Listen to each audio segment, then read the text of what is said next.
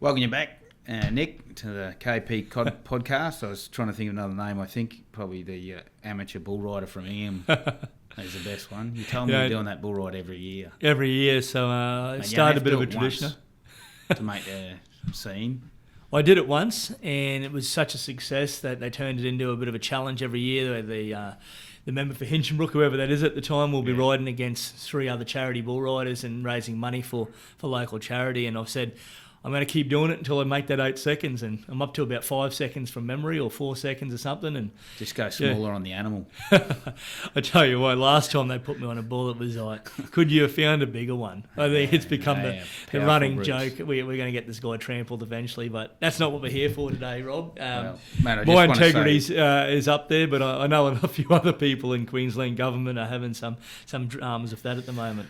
Well, yeah, integrity. I mean, and I think the trouble with this issue is that everyone goes, oh, blah, blah, blah, it's another political jousting and that it's Liberal Party versus Labor throwing mud. But the thing for me, this has real consequences, and, people love trashing politicians and government, and this is the time to act to turn that around. Yeah. And, Labor and Anastasia Palaszczuk, good on them, when they came in and said, we want to be open, transparent. Don't say words, just deeds, not words. Get out there and do it, demonstrate to us. You shouldn't have to tell us you're going to do that. Yep. And quite honestly, they've failed miserably. That is just cheap words. This stuff is astonishing. The level of impropriety that's being alleged is astonishing I think, certainly for me, and I'm sure of yourself, as someone's in the tent, like how can you and I would be dragged out in handcuffs with stuff like this? Rob, when they talk about integrity, they just want government to be doing the right thing by people. And, a lot of people actually tune out the politics and tune out of what government's up to because they expect that whoever they've elected will be doing the right thing by them. Yeah. A lot of people don't really have time to think about, is Transport and Main Roads doing the right thing? Yeah. Is the Queensland Health Department doing the right thing? Is the Department of Environment and Science doing the right thing? They haven't got time to think about that. Most people are tuned out of politics because they're just worried about doing the everyday stuff to keep the food on their own table, to keep the kids going to school, to make sure their boss is happy. Yeah. So they expect a government to operate with integrity and in the best interest of the people. Yep. Unfortunately, some of the allegations that have come out over the last few weeks have indicated that the current state government, isn't doing so. Yep. And we had a government previous to them, the LNP Newman government, within one term were up to all sorts of skullduggery, and they were thrown out on their ear. People lost trust with them very quickly. And unfortunately for the state Labor government, it's taken 3 terms, but eventually they've started to go down the same rabbit hole, I believe. Yeah. A lot of the stuff that does stink, and there's where they say there's smoke, there's fire. A lot of these integrity issues, and it's worth noting, no Labor minister or MP's been jagged on any of this stuff. Apart from perhaps Billy Gordon, I think, was the only one they sacked, which generates all sorts of concerns about the impropriety of that, really, when he was the only one, was an Indigenous bloke from far north. He's the only bloke they've ever actually acted on and sacked out of the party. That reflects pretty poorly on the party itself, on integrity issues, but all this other stuff, look at all the mayors and councillors gone to jail, charged, thrown out of office. There's all this, but amazingly, the state government, none of it has stuck. And now we're hearing laptops are seized and public service commissions coming in, and changing the codes, and what seems to be a really minor offence then reported by the Premier to try and say, the Integrity Commission's done a bad job. I mean, it seems to be a pattern here of behaviour from the Premier and the state government. Yeah. And the pattern is, and this happened, last term to us. Yeah. We had a political position on something. Yeah. The Premier did not like that position. Yep. And it was called out by the LNP, to be fair. Yep. And the Premier was forced, I believe, through politics, to do something. She threatened us. She threatened to take our staff, Yeah. and the parliamentary staff we had, if we didn't change our political position and denounce something. Yeah. That's just direct threat.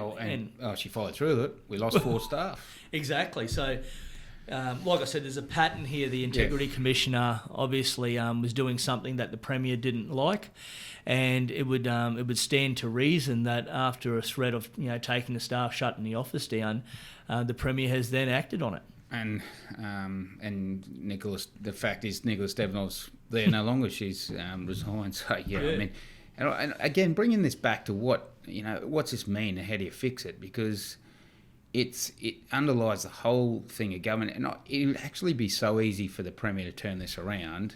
Because to put real context around this, we'd say, well, you've developed such a culture of fear, like if you don't toe the government line in the police force or in the hospital, health, education, if you don't toe the line, your career's going to end, or you'll be pushed out sideways or pushed out a door completely, like the North West Hospital Board, who was thrown out for telling them something they don't like.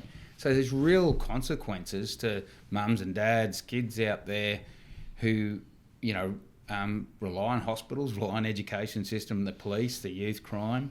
They rely on action or governments, but if police are too scared or youth justice are too scared, and then to report up to the minister, and the minister says, well, there's nothing to see here, we think we're doing enough with youth crime. Well, that's why you've got a youth crime problem, because you've developed a culture.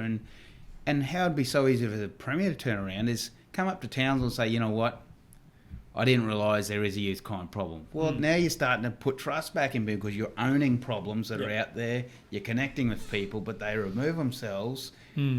And you wouldn't need the shroud of protection, because you'd just be actively out there trying to solve problems. You mightn't be able to solve them, but own them and acknowledge them. Don't play politics down in Brisbane in this media game and then you've got to get all your departments to protect you, which is exactly what's happening now. And, we can... And what is so annoying is we want to have these debates. Yep. Proper debates on the reef, or the land condition, land management, and our economic prosperity up here, and investment in the north. You want to have these debates, but you can't even get to the starting line, because all the bureaucracy just undermines anything you're doing, and I guess to do the bidding of the government. Well, unfortunately, you've got government departments now running a protection racket for government. Yeah. And it doesn't matter it doesn't matter who the government of the day is, unfortunately. Those departments have people embedded in there to protect the government of the day. Their role is to make sure that whoever's in front of the camera that day, whether it's the police minister, youth justice minister, education minister, they're protected. Yep. They're protected, and the idea is to keep them in government. And I know I've discussed with you before, Nick, there's some good solid people working in these departments that really trying to do the right thing, but they're just shrouded over by this culture that makes everyone look bad, I believe. When you got the police commissioner coming out publicly and saying there'll be consequences for anyone that goes out publicly on Facebook within QPS against what QPS policy or bagging out QPS or what's happening internally. We've got whistleblowers that have been brave enough to come forward over the last 6 months, telling us about the entrenched issues at Cleveland Bay Detention Centre. And I've met with the Youth Justice Minister, and she sort of said things like, Nick, I was out at Cleveland Bay Detention Centre the other day, and no one said there's a problem. I said, well, who are you talking to? There's that culture I've had the same that people on the ground floor aren't able to get their voice through upper management, and this is a problem. They should be able to tell the minister what's wrong, and the minister should... it doesn't matter what department, if they've got a real interest of running their portfolio the way it should be, they should be listening to people and trying to fix problems, not trying to bury them. And I'm sure you've done the same, but I've actually said that to ministers before, is, look, I assume you're getting bad advice or people aren't reporting, because there's no way you could be interpreting the situation on the ground for youth crime in Townsville, Cairns, Mount Isa and not reacting, which they've, or reacting the way that you have, because it's just not commensurate with the level of the problem. As we've said before publicly, they need to park themselves here for a month to experience youth crime firsthand, so they can at least get to the starting line in trying to fix the problem, but they just the best example for me was it was last year. after about 2 years of Northwest Hospital Board saying to the government, hey guys, look, you're not giving us money for us to open the doors and pay the doctors and nurses. We're $7 million short. And they've said, oh, what a hopeless board, let's sack them. And mind you, the Cape York Health Council got $50 million more. It's about 4 times per person. In that region, the health budget we get in the Northwest. They don't have a level 4 hospital, which means they don't have a hospital that does surgeries and things, which is usually more expensive. But they ran a $9 million deficit. No one gets sacked up there. The Northwest Hospital that starts saying to the government, hey, you can't do this, you need to give us more money. No, we're not arguing with you. We're telling you how it is. And they sacked the entire board, highly competent board. They all get sacked so they can control the messaging. So what message does that tell me now? I've just got to accept, because Rob Katter going around out there and Nick Dametto for Ingham can't just say, the budget's not short. You need someone in the health system to back you up. And we can't do. We've got our hands tied behind our back because the government's got everyone intimidated throughout the whole architecture of government departments. You know, it drives me Rob, nuts. You just have to have a look at some of the pay rates of the higher paid bureaucrats that are running these departments. You know, people on over $500,000 a year. It's interesting, and the point I'm trying to make is who's running the state. So we've got premiers out there, we've got ministers. Are they running the state, or are these departmental people running the state? That's a really good question for Queenslanders to have a good think about, because I would suggest, you know, some of the integrity issues don't only just fall with government, they fall with the people that are running the departments and also giving the advice back to the ministers. So, and I think, you know, that goes hand in hand. They find a problem and they bury it. Whether it gets buried before it gets to the minister, or whether the minister's finally told about it and they try and bury it, or the Premier tries to bury it, in this case where we've had the Integrity Commissioner have an office raided and then a computer taken and wiped, it really raises the question, what was on that computer? I think that'll be the question that's asked for forever and a day. It's almost... Again, it is astonishing that event occurred. And what was so important that the government felt, you know, obviously someone's been asked to the Public Service Commission to go and do it. But one of my favourite movies is Pulp Fiction. For the listeners out there, Pulp Fiction is one of my favourite movies, and you never actually get to find out what's in the gold case. You know, what is important that's in that case that all these people would go through all this disastrous couple of days just to get that case. That's what's going to be the question asked about this laptop for forever and a day. What was so important that government was willing, and the Premier was willing to put her neck out to save, to basically raise the huge question mark of integrity over a whole government for what was on that laptop. That's interesting, because you and I both know that there's a name swirling around the halls of Parliament that a lot of people seem to know, and I think we might see that name getting some airtime shortly. But in the interest of not ending up in another defamation case, Rob, we'll just leave that one at that, I reckon. But I mean, I think the most pertinent point with it all is the Premier has demonstrated form. Like, we got 1.5 staff back, along with all the other crossbenchers, which is half of what we deserve.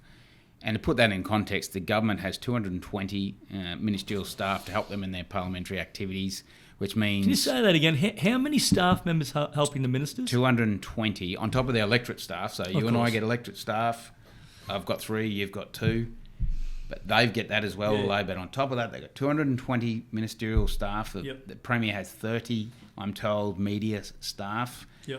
As a party, we have 2 parliamentary staff. And I say, for the amount of stuff we do down in Parliament, that's pretty. We do pretty well with that. And opposition get 22 staff.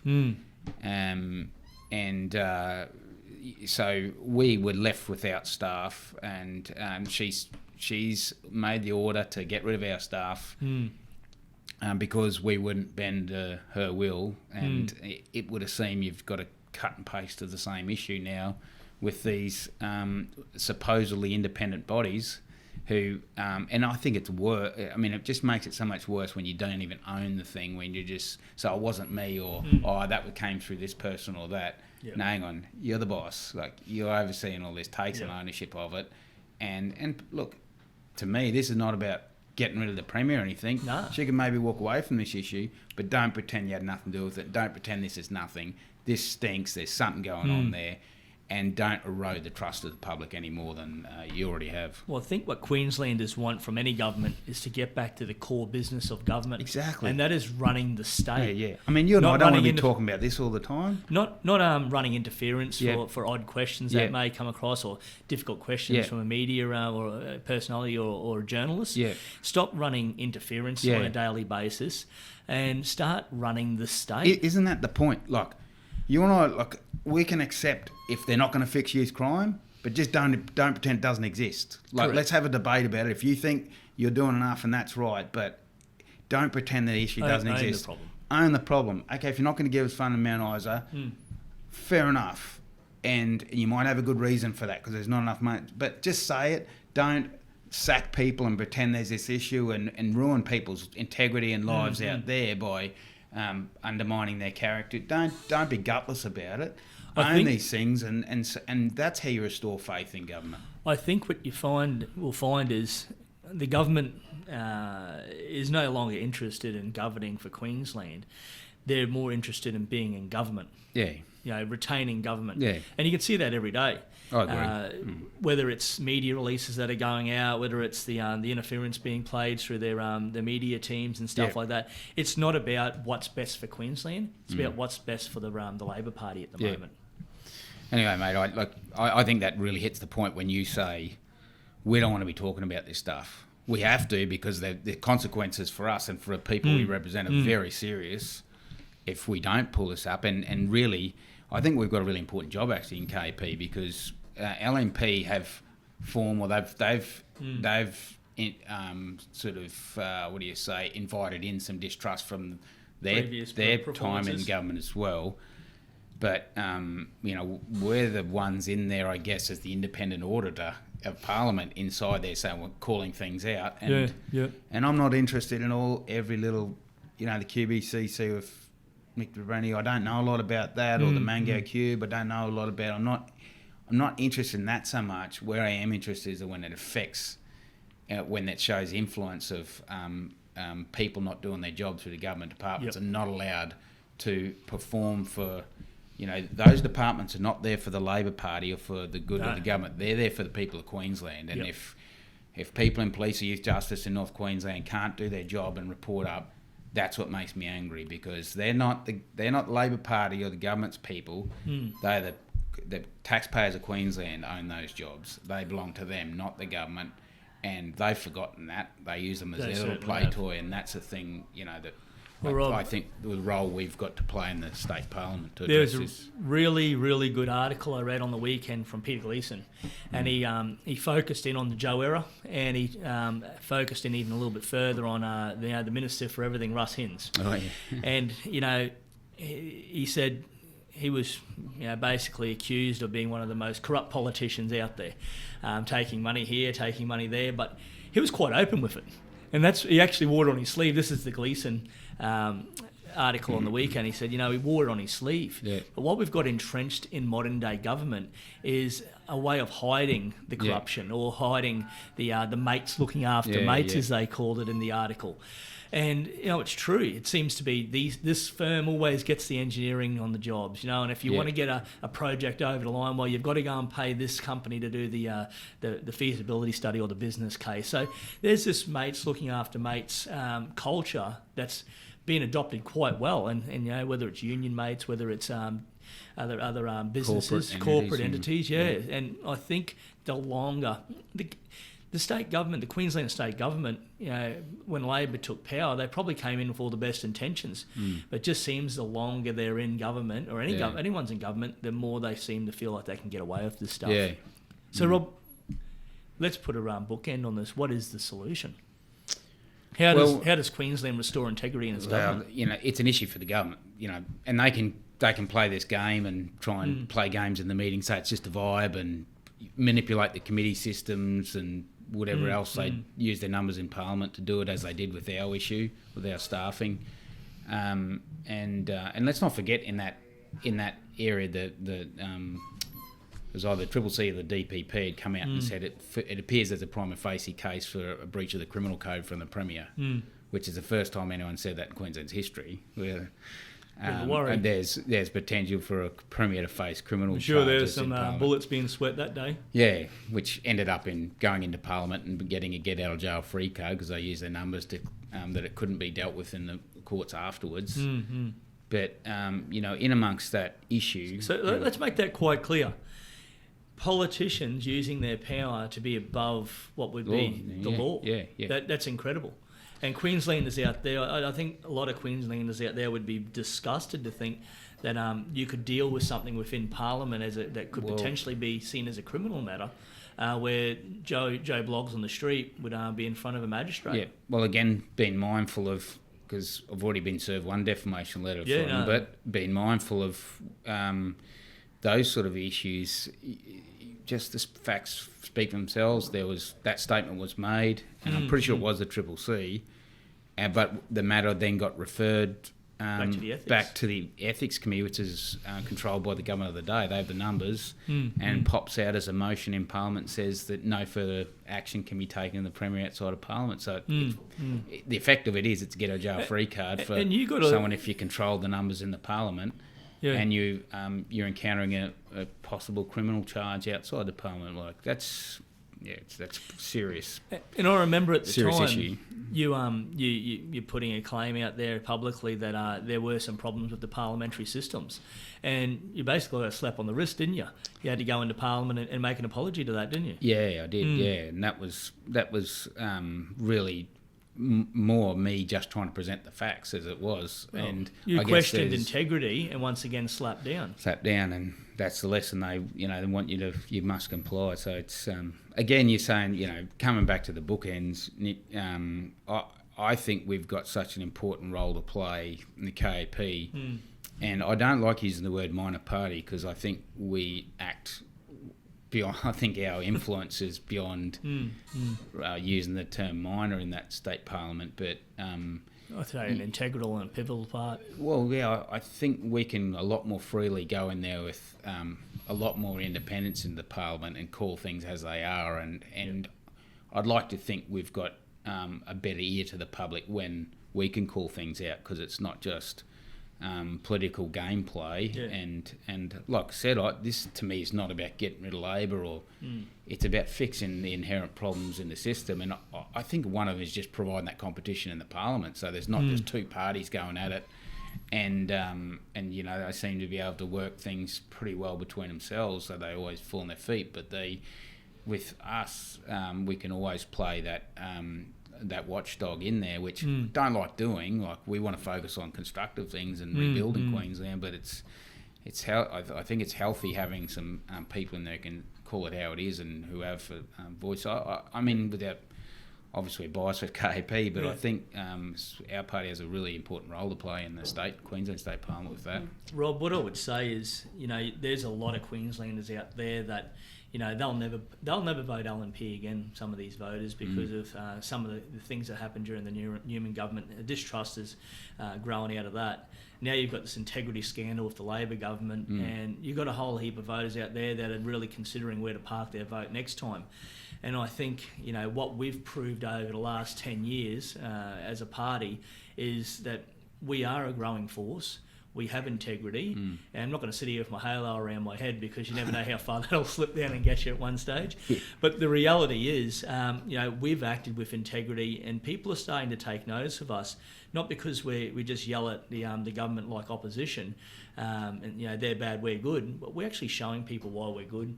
We're actually showing people why we've got a solution to a lot of these problems. So I think what you'll find in the coming years is people will start finding us as a reasonable and sensible place to park their vote.